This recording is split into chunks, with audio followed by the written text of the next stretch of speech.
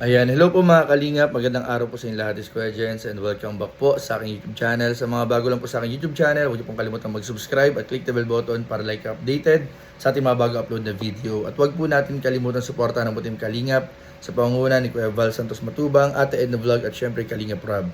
At pakisuportahan din po ang mga kasamahan sa Team Kalingap. Nandiyan po ang K-Boys, Kalingap Partner, Kalingap Reactor, at lahat ng charity vloggers sa buong Pilipinas na tumutulong sa mga kababayan nating na lahat may hirap. Suportahan po natin lahat, guys. So, ito mga kalingap, meron lang akong tanong sa lahat ng mga manonood, subscriber, followers po natin, and sa lahat po ng tumatangkilik sa Team Kalingap. Sa lahat ng ginagawang pagtulong nila Kalingap Rob at ng buong grupo nila Kuya Val sa buong Team Kalingap and sa amin pong lahat mga kalingap. So, itong tanong natin mga kalingap is general. General ito ha, wala tayong pinapatungkulang tao. Ito ay general lang. Parang kwentuhan lang po na vlog ito mga kalingap. And malaki po yung partisipasyon ng mga viewers and comments po ninyo dito po sa magiging pag-uusap po natin sa araw na ito. Itong topic na ito mga kalingap. Dahil ang tanong natin mga kalingap dito, ang magiging pinakatanong natin, sino po sa tingin ninyo mga kalingap? Sino po sa tingin ninyo ang dapat o may karapatan o sabihin na natin mga kalingap, sino ba dapat ang mag-vlog sa beneficiary?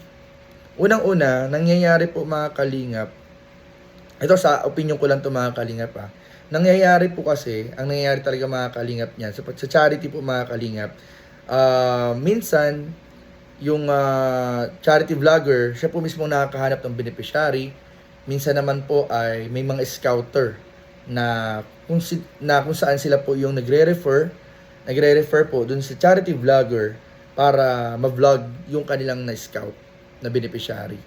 And ang nangyayari po yan mga kalingap kapag na-refer na po kay charity vlogger yung beneficiary, na-refer na po ni scouter, binablog na po ito ni charity vlogger, and sa tulong ni charity vlogger ay napapanood, nakikita ng mga maraming sponsors, viewers na handang tumulong doon sa beneficiary yung sitwasyon yung sitwasyon po ng isang beneficiary.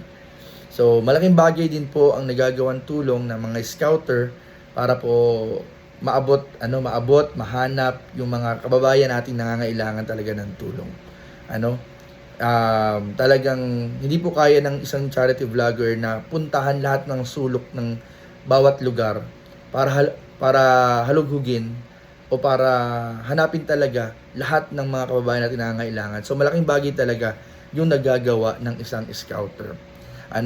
Subalit mga kalingap, kung hindi rin dahil sa charity vlogger, ito sa opinion ko lang to kung hindi dahil sa charity vlogger na siyang sabihin nagiging tulay ng pagtulong sa beneficiary, tulay sa sponsor, tulay sa viewers, o minsan yung mismong charity vlogger ang nagbibigay ng pondo, and madalas pa nga siya ang gumagastos. Yung charity vlogger mismo ang gumagastos ng kanyang sariling pera galing sa kanyang sariling bulsa para makatulong doon sa beneficiary sa pamamagitan ng mga views, revenue sa mga vlog nito, sa mga video, sa revenue nga, ay nagagamit ito sa pantulong doon sa mga beneficiary. So napakalaking talaga, isa sa grabing tulong po talaga ay yung mismong charity vlogger. Kasi kung hindi dahil sa charity vlogger, hindi po may expose, hindi mapapanood, hindi makikita, hindi malalaman yung situation noong beneficiary, mga kalingap. And kadalasan pa mga kalingap, dahil dun sa charity vlogger ay nakikilala yung mga scouter. Na sabihin na natin na hindi pa ganoon kakilala, hindi pa sila ganoon kakilala sa social media, hindi pa sila ganoon kakilala sa YouTube or sa mga platform, ay dahil sa charity vlogger na meron ng established na channel, ay nagkakaroon sila ng chance ang makilala rin, mapanood din, at magkaroon din ng kanilang sariling channel. And yun yung mga bagay na nangyayari. And yung tulong naman ng sponsors, syempre, yung mga sponsors po, yan po yung ating mga kababayan, mga tawag dito, yung mga sponsors po natin na may mga kakayanang tumulong sa abot ng kanilang makakaya, sa buong puso, at walang pagpipilit, na pagtulong doon sa mga beneficiary. Kumbaga sila yung nakakatuwang ng mga charity vlogger. Yung mga sponsors po ang nakakatuwang ng mga charity vlogger para maipaabot yung tulong nila doon sa beneficiary. Ang nangyayari lang kasi minsan mga kalingap, meron talagang may mga sponsors na merong hidden agenda. And maraming beses na rin nangyari na merong mga sponsors na nung una, okay pa yung pakikitungo sa charity vlogger. Tapos nung nagkaroon na ng access doon sa, direct access doon sa beneficiary, nag-iiba na yung, kumbaga pakikitungo doon sa dating tulay o sa charity vlogger mga kalingap. At lumalabas minsan yung kanilang mga totoong intention. And ayaw na natin pag-uusapan mga kalingap kung ano pa yung mga bagay na nangyari na dati sa mga nakalipas pang mga panahon na may mga ganyang insidente na dumidirekta na yung sponsor sa beneficiary and nagkakaroon na ng ibang mga issue o lumalabas na yung mga totoong intensyon sa pagtulong.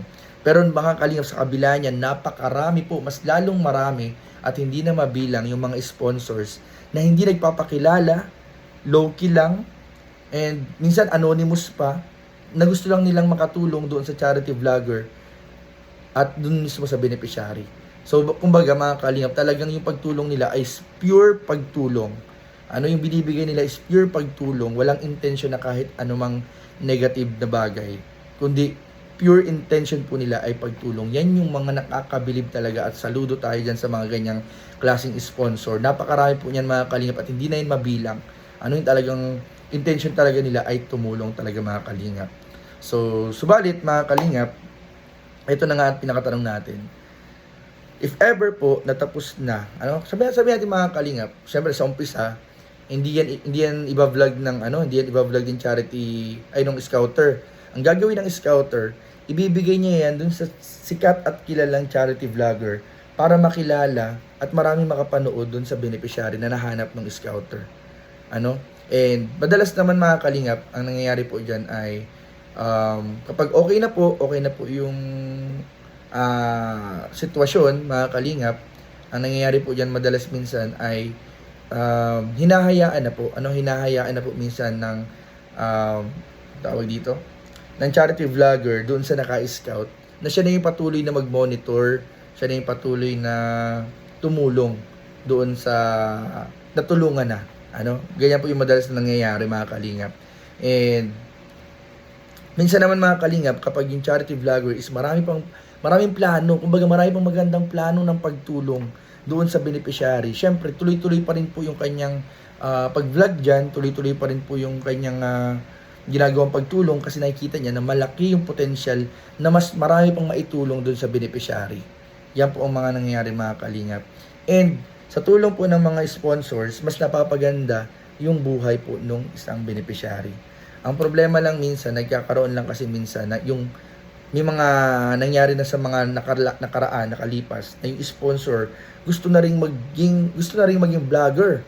Gusto na ring maging vlogger minsan ng sponsor. O kaya gusto naman minsan na parang dahil nga may mga naitulong na yung sponsor, may mga sponsor na gustong parang okay, ako na bahala dyan sa beneficiary. So, hindi pwede yun. Sa aking opinion, hindi pwede yun. Kasi palagi kang maghihingi, kung ikaw ay isang sponsor na nakatulong doon sa beneficiary, palagi kang magko-courtesy doon sa vlogger. Sa vlogger ka palagi, kung saan naging daan, kung sino yung naging daan para makilala o makita yung beneficiary. Magko-courtesy ka. Hindi mo pwedeng i-bypass yung charity vlogger. Para sa akin sa sarili kong opinion. And ang tanong dito mga kalingap, sino ba ang mas may karapatan mga kalingap mag-vlog sa beneficiary? Sino po ang mas may karapatan? Sa tingin po ninyo mga kalingap, sino po ang mas may karapatan na mag-vlog habang ongoing pa po yung pagtulong? Kasi ongoing pa yung pagtulong. Sabihin natin na may mga naibigay na, may mga naitulong na, pero ongoing pa rin. Kasi meron pa rin mga pangangailangan, hindi pa rin tapos sa ibang mga pangangailangan. So, sino sa tingin ba ninyo mga kalingap?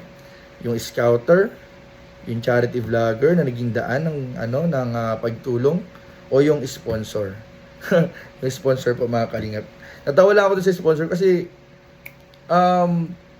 ang daming yan ang daming nangyari ganyan, sponsors, tapos malalaman mo minsan na vlogger na rin yung sponsor. May mga ganong scenario.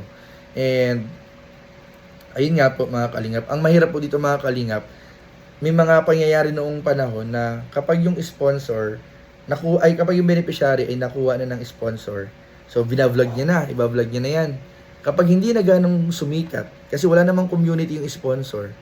Wala namang community yung sponsor, di ba? Kasi syempre, stand alone lang siya. So minsan, kadalasan, kapag binilag niya kumbaga yung tinatawag na nawakwak niya na yung beneficiary, and binilag niya na yan, ang nangyayari dyan mga kalingap, wala na masyadong nanonood kasi wala namang community yung sponsor. So, ang nangyayari dyan mga kalingap, may mga scenario noong mga nakalipas, binibitawan din ng sponsor yung beneficiary. And in the end, may mga scenario na para bang unti-unti bumabalik yung beneficiary doon sa charity vlogger na kung saan naging dahilan para matulungan sila at para mas makilala. So, imagine niyo guys, parang para siyang unfair siya dun sa charity vlogger na parang anytime pwede kang bumalik or anytime alam niyo yun, kaya dapat talaga palaging pinag-iisipan ang lahat ng mga bagay. Pinag-iisipan dapat lahat ng bagay. And syempre, kung ako naman doon sa scouter, napakalaki ng naitulong ng charity vlogger sa kanya or dun sa beneficiary para mabago yung buhay.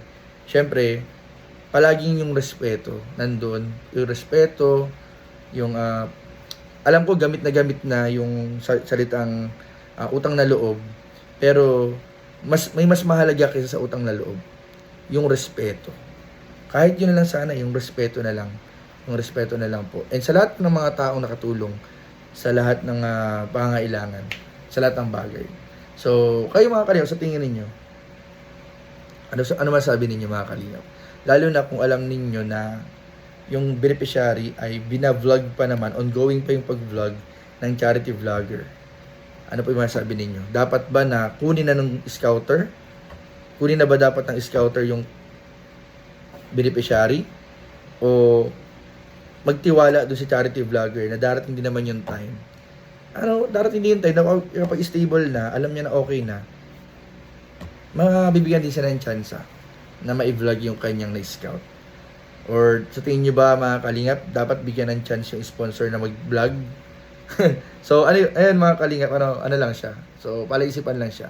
So, comment down below mga kalingap para meron tayong pag-usapan. So, yun lamang po. God bless. Jesus loves you. Bye.